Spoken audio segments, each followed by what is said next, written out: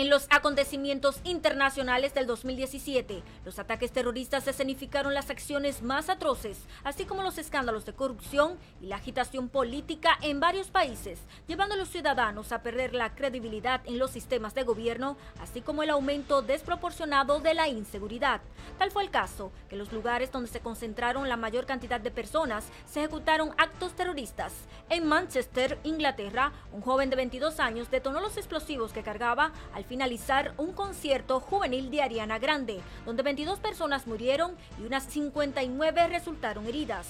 En el Festival de Música en Las Vegas, donde asistían cientos de personas, un hombre disparó contra la multitud desde un piso 32 de un hotel, matando 59 personas e hiriendo a más de 500.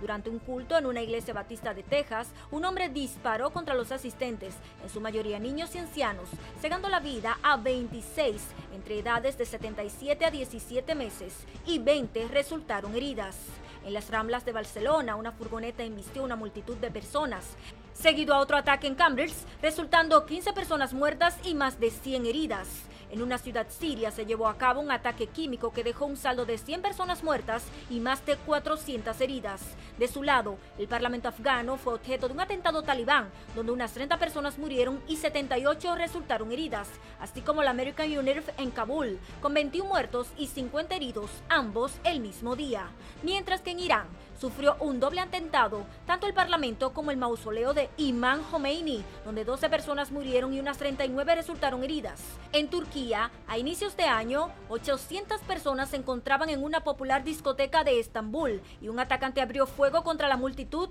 ocasionando 39 muertos y más de 100 heridos. Estos son algunos de los cientos de casos que ocurrieron en países europeos y de Medio Oriente, así como en los Estados Unidos. Que hablando de escándalos, este último fue un país de mucho revuelo desde que Donald Trump asumiera la presidencia del país, sobre todo por el escándalo de los supuestos vínculos rusos y por el hecho de desbaratar todos los logros de su antecesor Barack Obama, además de poner fin al programa DACA, el veto migratorio a 7 países de mayoría musulmana y por supuesto las constantes amenazas de una guerra con el líder norcoreano Kim Jong-un por el desarrollo de su programa nuclear, que le supuso numerosas sanciones internacionales.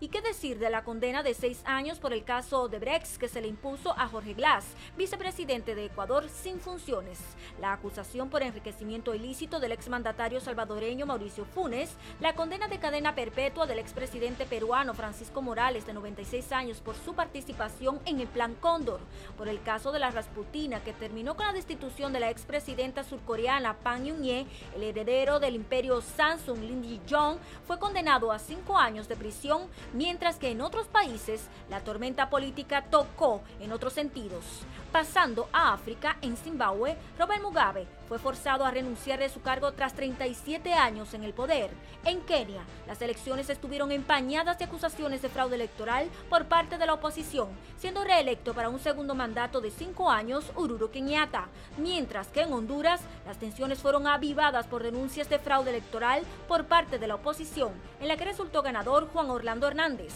actual presidente de la nación. Por otro lado, los deseos de independencia siguió contagiando otros países europeos. Cataluña celebró un referéndum no oficial para separarse de España, que concluyó con la destitución del presidente del gobierno catalán, Charles Puigdemont, y el arresto provisional de 8 miembros del destituido gobierno sospechosos de sedición y rebelión. En el Medio Oriente, igualmente, la crisis política entre Irak y el Kurdistán iraquí casi provocó una guerra, al celebrar el Kurdistán un referéndum independentista que ganó el sí, siendo del repudio de las naciones vecinas que concluyó en la anulación de la misma. Mientras que en Yemen, la guerra se complica tras la muerte del expresidente del país, Ali Abdullah Salih, a manos de los rebeldes chiíes, sufriendo las consecuencias la población, donde miles de niños mueren víctimas de la hambruna. En Birmania, el ejército de Myanmar desató una operación militar contra los rohingyas, siendo perseguidos y masacrados según denuncias, lo que desató el éxodo de más de 600.000 hacia Bangladesh